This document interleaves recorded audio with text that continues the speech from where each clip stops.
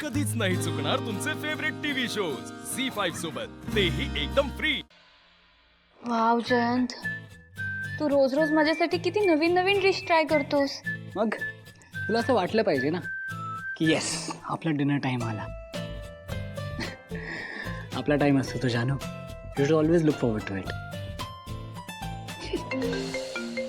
जयंत, अरे हरीश दादाचा कॉल आलाय। हॅलो, बोल दादा, कसा आहेस तू? जानू जानू जानू जानू सध्या मी खूप खुश आहे। काय रे? डोंट टेल मी, तुला जॉब लागलाय? जानू, अगं तुझ्या दादाला कधी कुठे जॉब करायचा होता, म्हणून तर इतके दिवस थांबला होता ना तो। तुझा दादा नवीन बिझनेस सुरू करतोय। काय बहिणी, अगं काय सांगतेस काय? बरं जानू ऐक, सगळं काही सेट आहे आणि उद्या आपल्या शॉपचं इनॉग्रेशन सुद्धा आहे। कसलं भारी वाटतंय हे सगळं ऐकायला। दादा, वहिनी, I am so proud of you. ए जानू, फक्त प्राऊड ऑफ यू म्हणून चालणार नाही हा। तुम्हा दोघांना उद्या नक्की इनॉग्रेशन साठी यावं लागेल, एनी हाऊ। म्हणजे काय, मी येणारच आहे। पुढे जाऊन तू खूप मोठा बिझनेसमॅन झाल्यावर आपल्याला भेटायला मिळेल, नाही मिळणार? बघ ग बघ, झाला हिचा आगाऊपणा सुरू झाला। असू दे रे। बरं जानू, जयंत ब्रोला दे ना फोन। हो देते। जयंत दादा। येस हरीश, बोल। जयंत ब्रो, फायनली माझा बिझनेस सुरू होतोय। Wow, that's great. म्हणजे आय वॉज शुअर की लवकरच तुझा बिझनेस सुरू होईल। Big big congratulation. Thank you thank you. बरं ऐक, उद्या आपल्या शॉपचं इनॉग्रेशन आहे, तेव्हा तुम्हा दोघांनाही यावं लागेल। मला कुठलंही कारण चालणार नाही, ओके? ऑफकोर्स ऑफकोर्स, आम्ही ही संधी कशी काय सोडू ना। ॲक्च्युली मी पर्सनली येऊन तुम्हाला इन्व्हिटेशन द्यायला हवं होतं, पण कामाच्या गडबडीत राहून गेलं, ओके? मी फोनवरच तुम्हाला इन्व्हिटेशन देतोय, तेव्हा यायचं आहे, ओके? एवढं काय एक्सप्लेन करतोयस? लिसन, आय कम्प्लिटली अंडरस्टँड आज तुम्ही दोघंही किती बिझी असाल, बट डोंट वरी, मी आणि जानू नक्की येऊ, ओके? एनिवे हरीश, मला ना एक फोन येतोय, जस्ट जानवीशी बोलतो परत। हो हो हो। दादा, हां, नुसतं रिबिन कटिंगनी चालणार नाही हा, मला तुझ्याकडून पार्टी हवी आहे, तीही खूप मोठी। अगं जानू, तू इकडे ये तर खरं, मग बघ तुला किती मोठी पार्टी देतो मी। हा, ओके डन। बरं ठेवते मी आता, good night. Okay, good night. Good night जानू। बाय।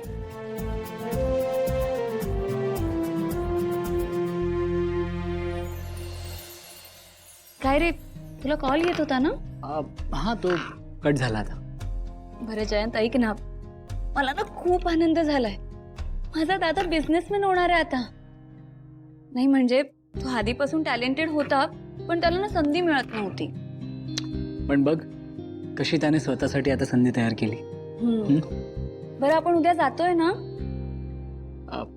जानू, मी ॲक्च्युली तेच चेक करत होतो, बट टुमॉरो लुक्स डिफिकल्ट।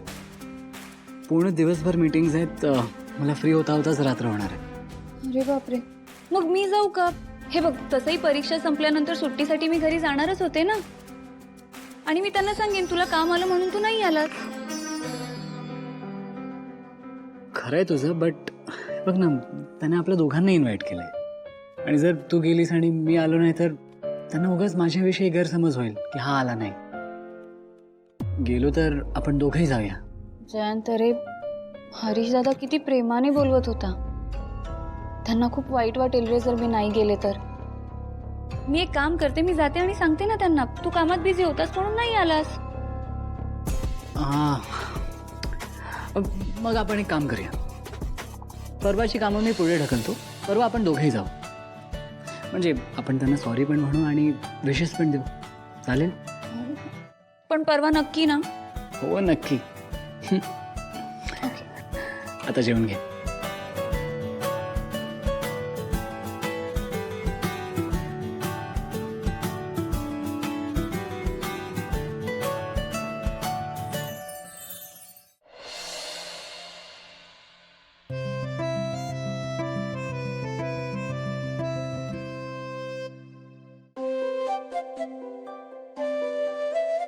अगं, तू काय करतेस इथे? अजून झोपली का नाहीस? काही हवंय का? नाही हो आई। मग असं काय करतेस?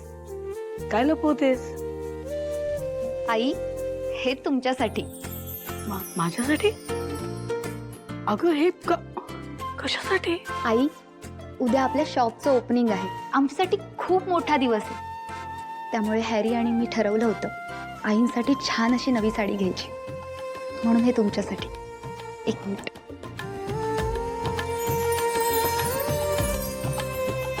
अगं बाई, किती सुंदर साडी आहे.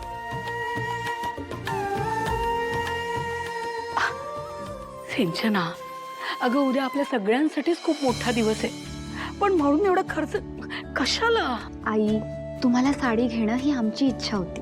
प्लीज नाही नका ना म्हणून. आई प्लीज ही साडी घ्या ना.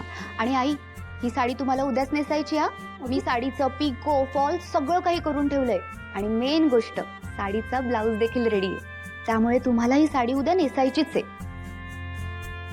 काय म्हणायचं आता तुला ग? कमाल आहे. अगं कशी होतीस तू आणि काय या घरात जेव्हा लग्न करून आलीस तेव्हा किती वेगळी होतीस ग. मला अजून आठवतंय तुला हळदी कुंकवाला घेऊन गेले होते, साडी नेसायला लावली होती, 2 तास साडीच्या निर्या धरून रडत होतीस. वर मला सारखं म्हणत होती कोण आहेत ती माणसं ज्यांनी या एवढ्या मोठ्या कापडाला गोल गोल गुंडाळायला सांगितलंय. तो दिवस आहे आणि आजचा दिवस आहे. आता कशी छान साडी नेसून कामावर जातेस. आज बघ मला साडी भेट म्हणून आणून दिलीयस. हो नाही तेव्हा काही कळत नव्हतं हो मला. मला नीट माणसांना ओळखता येत नव्हतं. ट्रेडिशन वगैरे तर खूप लांबचीच गोष्ट आहे माझ्यासाठी. आई वेळ लागला मला, पण हळूहळू प्रयत्न करते मी बदल घडवण्याचा. प्रयत्न नाही ग बाई, तुझ्यामध्ये खूप बदल झालाय आणि तो तू स्वतःमध्ये आणलायस. आमच्या शिकवण्याने नाही बरं झालेला. अगं आपल्यात बदल घडणं गरजेचं आहे हे अनेक माणसांना आयुष्यभर कळत सुद्धा नाही.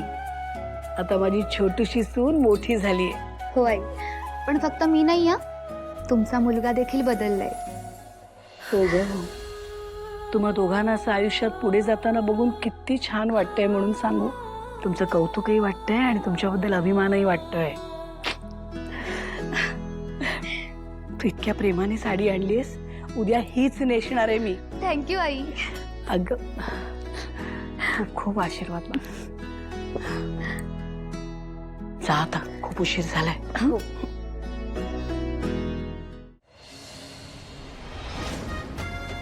काय मस्त केलंय यार. अरे ऐकला, मला खूप आनंद झालाय माहितीये.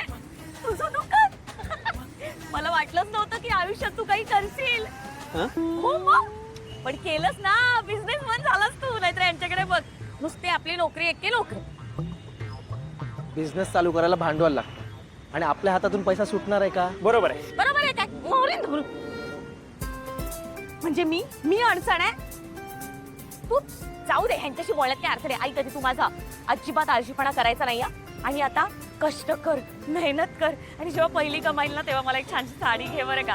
ते दागिन्यांचं वगैरे सगळं नंतर बघू आपण. पण प्लीज प्लीज तू काहीतरी तरतूद करून ठेव पैशाची. आता बिझनेस करतोयस ना म्हणून.